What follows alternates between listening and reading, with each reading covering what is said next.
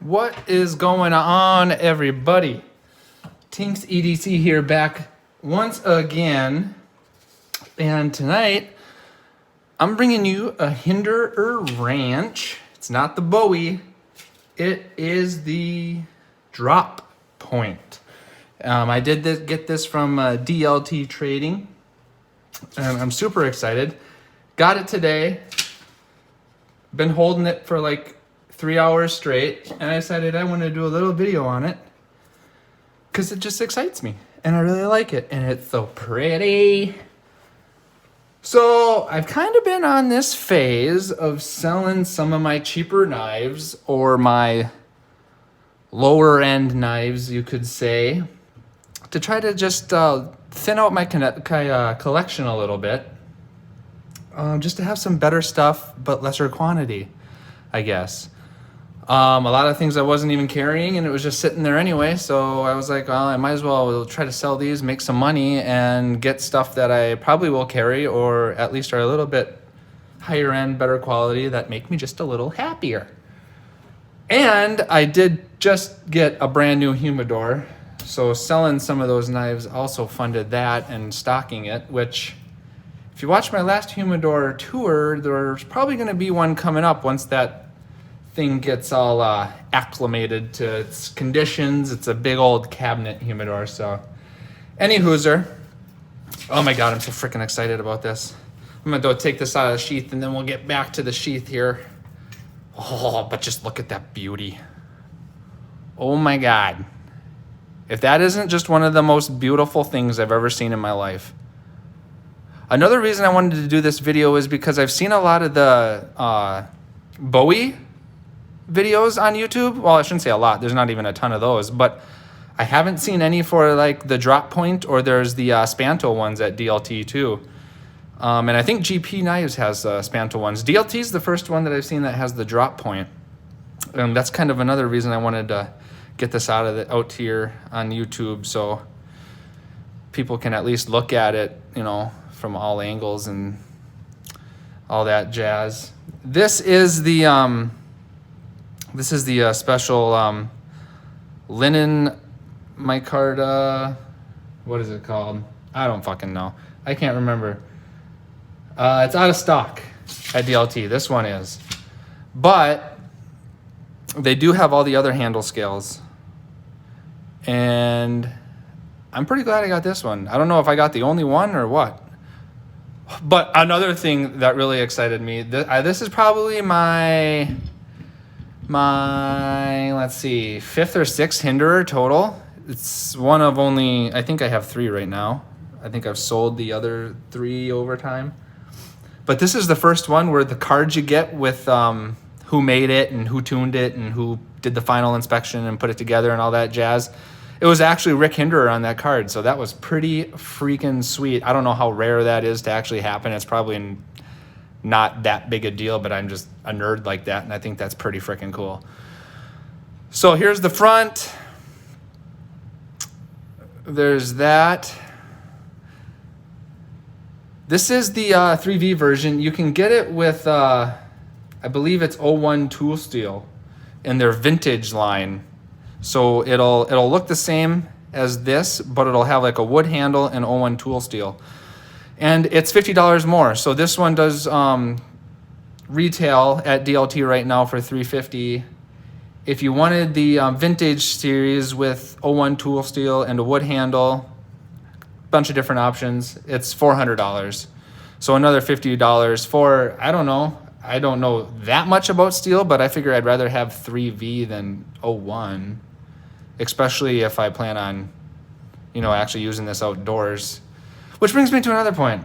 We're going camping again, me and a couple buddies of mine. And I don't know why, but when we go camping, all of a sudden I get into the fixed blade craze, where it's just like fixed blade, fixed blades. That's all I want. And that's all I want to look at. So like right now, I've just been on a huge fixed blade kick again.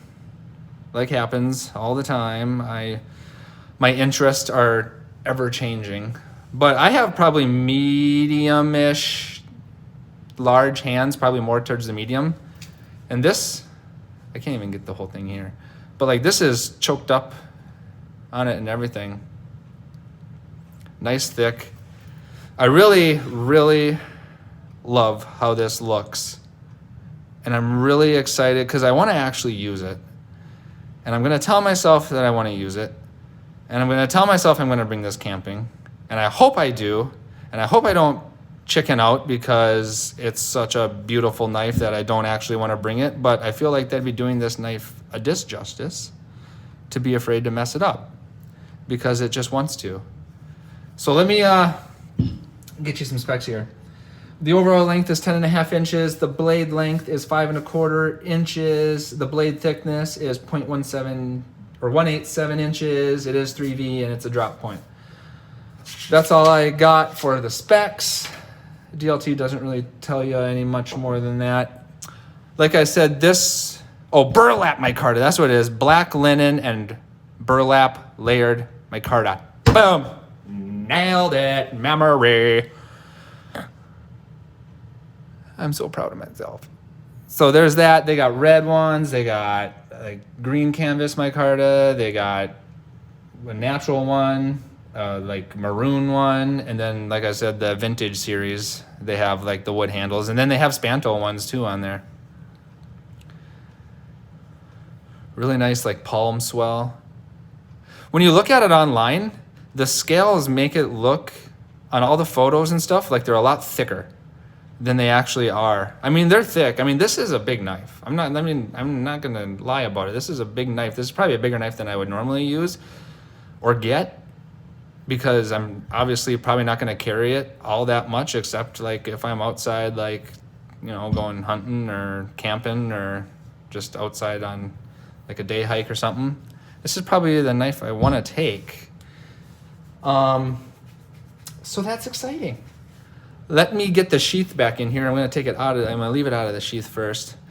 Beautiful, beautiful sheath. I was watching a video on YouTube where Rick Hinder was talking about it, and it's actually made locally by a Amish, I think it must be an Amish community, makes these sheaths for this knife. So each one of these is like 100% handcrafted here. Made in the USA. Super, super premium feel. I'm not usually one for like shiny, old looking leathery sheets. I'm more of like the ones you get with a lot of Benchmades, like where they're like the flat, like matte kind of leather and not so like got like a finish or a shine to it. But this one is just, it's art. It really is. It's just beautiful. So let me slide this in. The one thing I've noticed so far in my handling is that if you slide it in, you know, that's probably just me being paranoid, but I don't want to cut these things. So I kind of always just like fold it in and then push it in like that. Knife fits super good. Another snap, easy to get on, get off, but it's not going to come off. I'm not like accident, no like rattle or anything, if that even is a thing in leather sheaths normally.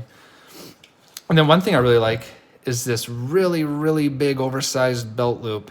I love that, because normal fixed blade knives that I'm taking out in the woods or something, I usually like a dangler, but this is pretty much like a dangler. I mean, if you think about it, it's so wide that if you're bending or like, it's still gonna like pivot a little bit, but it's not gonna like get caught every once in a while. Like the dangler, the knife will like go behind my hip and kind of get caught like in between like my knee, the back of my knee where I bend down, or if I'm squatting.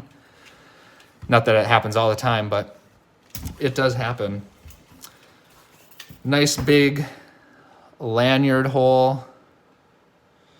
Great oversized, well, I don't know if they're oversized hardware, but just like a really rugged feeling hardware. I just love this knife. Nice battle worn finish. It's not a straight black. See if I can, see if I can get this. It's not straight black. It's like their battle black, I think is what Rick Hinder calls it. So it's something that's not gonna like, you're not gonna use it. This is residue from the sheath too, if you just wipe it in. I think it's because the sheath is so new, but if you just wipe it off, it eventually goes away a little bit. But it's not a knife that like the first time you use it, like with most SEs or something like that, you use it and you know, it's all scraped up and everything. Not that there's anything wrong with that. I mean, it's a knife, it's supposed to be used, but I'm anal and an idiot. So there's that. So I'm gonna bring in some size comparisons just to show you the size of this beast. So here is probably a pretty popular fixed blade. Like I said, I've been selling a lot of my knives, so you're probably gonna see well, this one at least is different size comparison than you've seen before. So this is the Gerber Strong Arm. So you can see this, I mean, the size comparison right there. That's, I guess not a lot bigger, but it's, you know, definitely bigger. And then here's one that you'll probably recognize from, I think I've done a video including this one, but this is the Guardian 4. So if I put all these, I'll line up their handles here as best as I can on my setup. It looks kind of even. So that's a good shot. Yeah, so it's definitely a big knife. I'm not gonna lie and say that I'm probably gonna EDC this one or yada yada yada or anything like that. I mean, I got it because I saw it and I fell in love with it. The Bradford I have been EDCing a little bit. I don't know if I call it EDC because I don't carry that one every day, but I have worked that in rotation like on a previous video I said I would. So I'm gonna get this back in its sheath, set it down, and there it is. One last final shot. That's all I got. These are, except for this one, all the other styles, as of right now, at the time of this video, were in stock at DLT, and check out GP Knives, check out Blade HQ, all those normal ones. I know they have some version of this knife. You just gotta see what one you like. So I hope this helped. I hope it helped you get a little point of view as to what the drop point is like up close, and maybe get some idea if you like it or not. So until next time, love me, hate me, do what you want with me.